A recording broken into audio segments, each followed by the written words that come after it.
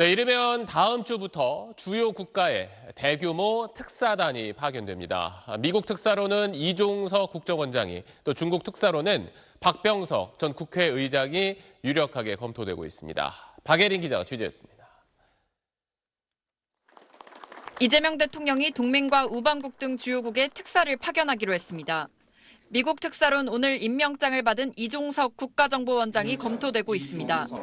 미국 특사는 관세 협상과 한미 정상회담 등 한미 간 굵직한 현안이 산적해 있는 점을 고려해 조만간 미국을 방문할 가능성이 있습니다.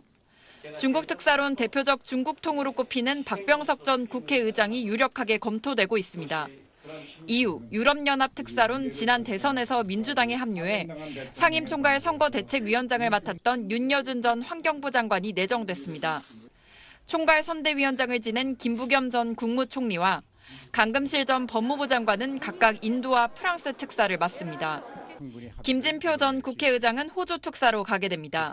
한 캐나다 의원 친선 협회장인 삼선의 맹성규 민주당 의원은 캐나다 특사를 맡았습니다. 대통령 특사들은 해당 국가 정부와 일정 조율이 끝나는 대로 방문할 예정으로 김부겸 인도 특사는 오는 16일, 윤여준 유럽연합 특사는 오는 27일로 출국 일정이 정해진 걸로 파악됐습니다. 대통령실은 국제사회에 민주 대한민국의 복귀를 알리고 신정부의 국정 철학과 대외 정책을 설명하기 위해 주요국 특사 파견을 추진 중이라며 대통령의 친서와 메시지를 전달한다는 점에서 의미가 있다고 설명했습니다. 일본 특사는 일본이 현재 참의원 선거 중인 점 등을 고려해 시간을 두고 결정할 걸로 알려졌습니다. 네, 이 내용 취재한 박예린 기자 나와 있습니다. 원래 정권 초기에는 외교 관계를 위해서 이런 특사를 보내기도 하잖아요. 이번 거와 이제 비교를 하면, 역대 정부와 비교를 하면 어떻습니까?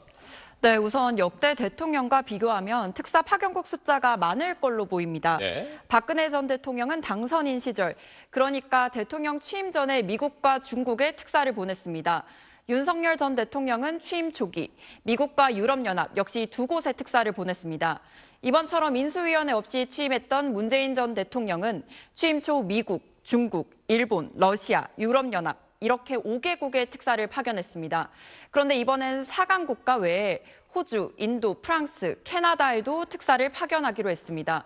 이렇게 다양한 국가로 특사를 파견하는 건 대한민국의 외교가 복원됐다, 이런 메시지를 동맹국가 우방국에 전달하는 목적도 있습니다.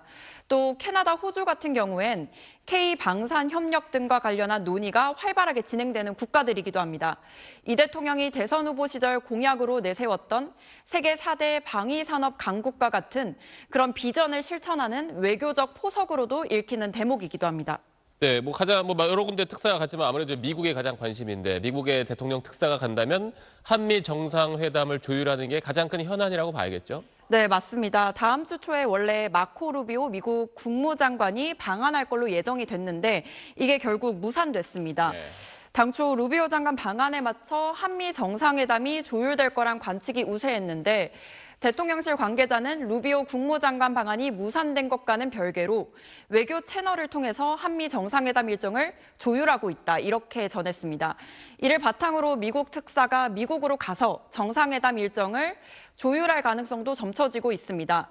이달이나 다음 달 이재명 대통령이 미국을 방문하는 방안도 거론되고 있는데요.